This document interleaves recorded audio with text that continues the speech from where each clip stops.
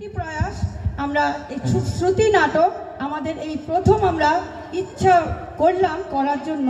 জানি না কেমন হবে, যদি ভালো হয় যদি খারাপ হয় তবু আপনারা একটু হাততালি দিয়ে আমাকে একটু উৎসাহ করবেন। আমাদের একটু এটা একটা স্কুলের ব্যাপারে আমরা শ্রুতি নাটকটি আমরা অঙ্কন করেছি।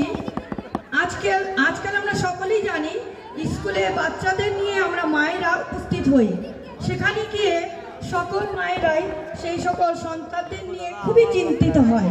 ছোট ছোট বাচ্চাদের কি করে মানুষ করবে, কি করে তারা মানুষের মতন মানুষ হয়ে নিচের পায়ে দাঁড়াবে, সেটাই কিন্তু আমাদের সকল মায়েদের ভাবনা চিন্তা। সেটার উপরেই আমাদের এই ছোট্ট লিখন চেষ্টা করছি আপনাদের মাঝে তুলে ধরার। হ্যালো রিনা, তুমি কোথায় গো? তুমি কি বেরিয়ে পড়েছো? না, এই তো আসছি। ঠিক আছে, একটু তাড়াতাড়ি আসবে, তোমার সাথে না আমার অনেক কথা আছে। মা মা চলো না, দেরি হয়ে যাচ্ছে তো স্কুলে। হ্যাঁ চলো।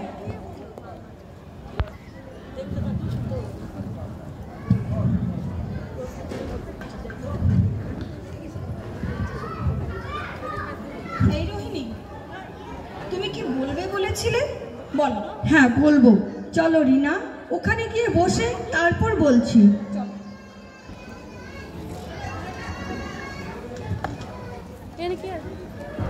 জানো তো রিনা, আজকাল যেন আমার ছেলেটা কেমন যেন একটা একগুয়ার হয়ে যাচ্ছে। জানো তো, আজকাল কেমন একটা ভালো কথা শুনতেই চায় না। ও এবার অঙ্কে একটা খুব ভালো নম্বরও পায়নি, এটা নিয়ে খুব চিন্তায় আছি গো। পড়াশুনোতে তেমন মন নেই, শুধু ফোনে গেম আর গেম, এটা নিয়েই চলছে সারাদিন। আবার জানো তো রিনা, আজকাল লক্ষ্য করছি ও যেন ওর বাবাকেও সম্মান শ্রদ্ধা কিছুই করতে চাইছে না, বড় জেদি হয়ে উঠেছে গো ছেলেটা। তোমার রহুল কত শান্ত, ও কোনো জেদও করে না। আর আমার ছেলে দেখো জয়কে নিয়ে বড় চিন্তায় আছি গো ভাই, কি করা যায় বলো তো রিনা? শোনো রোহিণী, আমার ছেলে তোমার জয়ের মতো অত ব্রিলিয়ান্ট নয়, পড়াশোনাতে হয়তো অতটা ভালো নয়, কিন্তু ও খুব শান্ত। আমরা বড়রা যা বলি ও সেটা শোনে, কোনো জেদও করে না।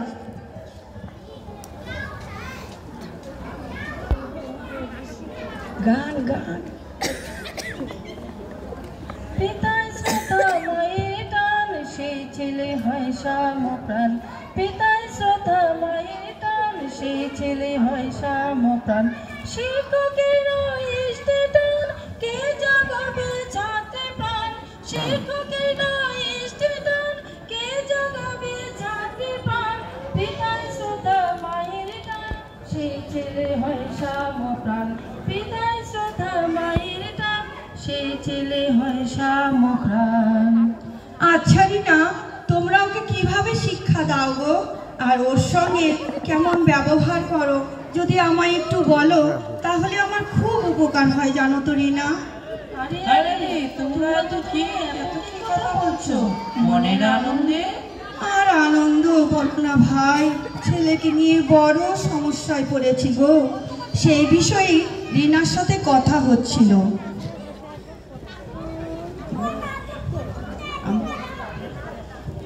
বলো বলো, আমরাও তাহলে দুজনে শুনি। দেখো, আমাদের সন্তানকে ঠাকুর আবার কিভাবে শিক্ষা দেন? হ্যাঁ গো হ্যাঁ, স্বয়ং ঠাকুরই শিক্ষা দেন।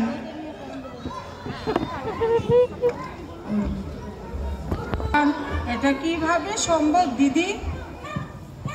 আমরা স্বামী স্ত্রী দুজনে শ্রী শ্রী ঠাকুর অনুকূলচন্দ্রের সদ্দীক্ষায় দীক্ষিত। আমরা শ্রী শ্রী ঠাকুরের দেওয়া বিধানগুলি জীবনে পরিপালন করে চলার চেষ্টা করি। আমরা আমাদের ছেলে রহুলকেও ঠাকুরের দেওয়া বিধানগুলি একটু একটু করে শেখাই। হ্যাঁ, তাতে কি হয়েছে রিনা, অনেকেই তো ঠাকুর ধরেনি। ঠাকুরের দেওয়া বিধানে আছে প্রতিদিন সকাল সন্ধ্যায় প্রার্থনা করার কথা, আর প্রার্থনার পরে আমরা সবাই গুরুজনদেরকে প্রণাম করি। আর এইটা দেখে আমার ছোট্ট রোহনও গুরুজনকে প্রণাম করে। প্রণাম? আজকাল আবার কেউ প্রণাম করে নাকি গো? আর আমার জয় তো কাউকে প্রণামই করতে চায় না। দেখো, তোমরা সবাই যদি ঠাকুরের সৎনাম নিয়ে তার অনুশাসনবাদকে পরিপালনের মধ্যে দিয়ে চলো, তাহলে একটা সুন্দর পরিবার রচনা করতে পারবে। ঠাকুরের দেখানো পথ আমাদের জীবন চলনার একমাত্র পাথেয়। কিন্তু দীক্ষা না নিয়েও তো একটা সুন্দর পরিবার গড়া যায়, ছেলে মেয়েকে সুশিক্ষাও দেওয়া যায়। শিক্ষার প্রধান উপকরণই হচ্ছে আদর্শে নত হওয়া। জীবনে আদর্শকে মেনে নিয়ে তার পছন্দ মতন চলা। শিক্ষা আমাদেরকে বিনয়িত করে, শিক্ষা আমাদের চরিত্র গড়ে দেয়। তাই শ্রী শ্রী ঠাকুর একটি বাণীতে বলেছেন, আধো কথার বয়স হতে করে করে যা শেখাবি, সেইটিই হবে মোক্ষম ছেলে হিসেবে চল, নয় পস্তাবি। তা যদি আমরা নিজেরাই আচরণশীল না হয়ে ছেলে মেয়েকে শিক্ষা দিতে যাই, তাহলেই কিন্তু ভুল হবে। সবার আগে আমাদের পিতামাতাকে আচরণশীল হয়ে উঠতে হবে।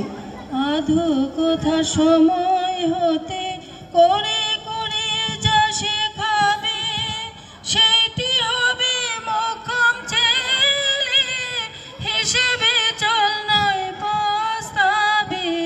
ধরা বলা করার মাঝে শুভ যেটা দেখতে পাবে, তেমন তর আগ্রহে তার উসকে দেবে জীবন গতি। নারী হতে জন্মে যাতে, নারী হতে জন্মে যাতে।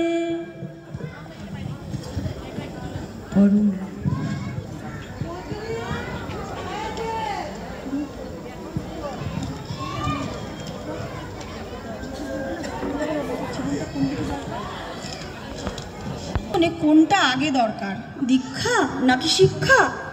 এই বিষয়টা আমরা সঠিকভাবে নির্বাচন করে উঠতে পারি না।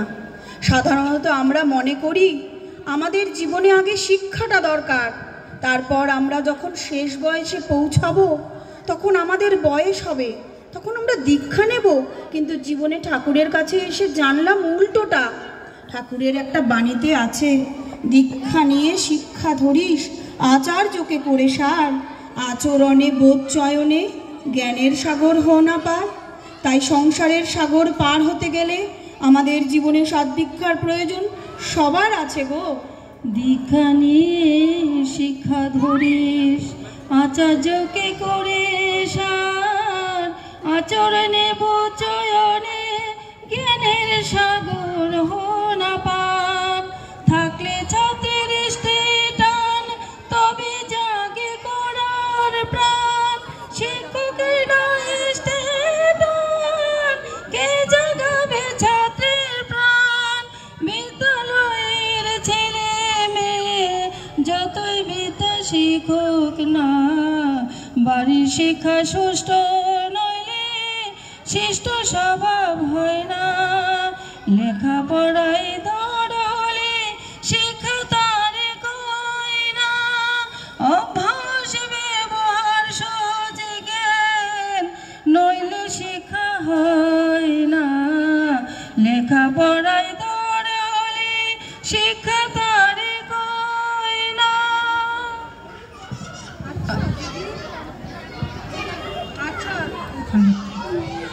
আচ্ছা দিদি, নিজেরা সৎ পথে থেকে ভালো কর্ম করে গেলেই সুখ জীবন যাপন করা যায়, তার জন্য তো দীক্ষার কোনো প্রয়োজন নেই। তবে বলি শোনো, অভিধানে আছে, দীক্ষা মানে যা আমাদের ক্রিয়াজ্ঞান দান করে আর নিজেকে দক্ষ করে তোলে। শ্রী শ্রী ঠাকুর বলেছেন, দক্ষ হবার উপায় জানায় দীক্ষার, তাই এত দাম। কৃতি গুরুর কাছে গিয়ে সার্থক করো দীক্ষা দান। যে হাতে কলমে জ্ঞান লাভ করেছে, যদি তার কাছে আমরা উপদেশ গ্রহণ করি, তবেই আমরা জীবনে সাফল্যতা লাভ করব। আমরা নিজেদের অজান্তেই শিক্ষা, দীক্ষা, ধর্ম, কর্ম এইসব শব্দগুলোকে বলে থাকি। আসলে দীক্ষা ছাড়া শিক্ষা হয় না, আর ধর্ম ছাড়া কর্মও হয় না। আচ্ছা দিদি, শিক্ষা দীক্ষার প্রয়োজন কি, আর শিক্ষাই বা দীক্ষার কিসের সম্পর্ক? আচ্ছা শোনো ইতু, তবে বলি, দীক্ষা আমাদের বাঁচা বাড়ার পথের শ্রীবৃদ্ধি ঘটায়, আর দীক্ষার দ্বারা লভ্য বিষয়গুলিকে আয়ত্ত করে নিজেদের জীবনে যেটা ফুটিয়ে তোলার নামই হচ্ছে শিক্ষা। এই জন্য দীক্ষা ছাড়া শিক্ষা অসম্পূর্ণ। একটা বাজে মানুষও যদি সদ্দীক্ষায় দীক্ষিত হয়ে সেই চলনে চলে তবে তার জীবনের ভিত অনেক শক্ত হয়। আর একজন গুণী মানুষ যদি আদর্শে দীক্ষিত না হয়ে চলে তার জীবনের ভিত অনেক কাঁচা থেকে যায়, অতটা মজবুত হয় না গো। শ্রী শ্রী ঠাকুর বলতেন, কোনো মানুষ জীবনে দীক্ষা চায় না মানে সে জীবনই চায় না। সেটা কি করে সম্ভব? সবাই তো বাঁচতে চায়, জীবনে বড় হতে চায়, তাহলে ঠাকুর বলেছেন যে জীবনই চায় না? শ্রী শ্রী ঠাকুর বলতেন, মানুষের জীবনের আসল সম্পদ হলো সদ্গুরুর কাছে দীক্ষা নিয়ে তার প্রতি অটুট অনুরাগ নিয়ে চলা। সদ্দীক্ষা নিতে আমাদের আপত্তি থাকে তখনই যখন আমরা প্রবৃত্তির অনুচর হয়ে উঠি। অমৃত আমাদের তখনই অরুচি হয় যখন আমরা মৃত্যুকে ভালোবাসি। তাই আমাদের জীবনে যদি সদ্গুরু থাকেন তাহলে আমরা আদর্শ পরায়ণ হয়ে উঠতে পারি। আর যখন আমরা আদর্শ পরায়ণ হয়ে উঠব তখন আমাদের প্রবৃত্তির আধিপত্য শিথিল হয়ে পড়বে। আমরা তখন প্রবৃত্তিগুলিকে জয় করে অমৃত পথের যাত্রী হয়ে উঠতে পারি। তুমি ঠিক বলেছ গো রিনা। তোমাদের ঠাকুরের কথাগুলো খুবই সুন্দর। আচ্ছা রিনা, যদি আমরা তোমাদের ঠাকুরকে জীবনে মেনে চলি তাহলে আমাদের মঙ্গল হবে, তাই না গো রিনা? তবে শোনো রোহিণী, লালন ফকিরের একটা কথা আমার মনে পড়ে যাচ্ছে। রসিক যারা পার হয় তারাই নদীর ধার, তারা উজান তরি যাচ্ছে বে, তারাই স্বরূপ সাধন জানে।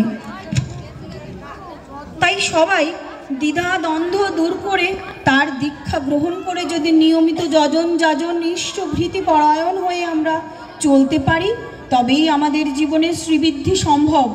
আমরা সবাই তখন পরম মঙ্গলের অধিকারী হয়ে উঠতে পারি আর আমাদের জীবনে তখনই অনাবিল আনন্দ আসতে পারে। ও আচ্ছা, সেটাই তো।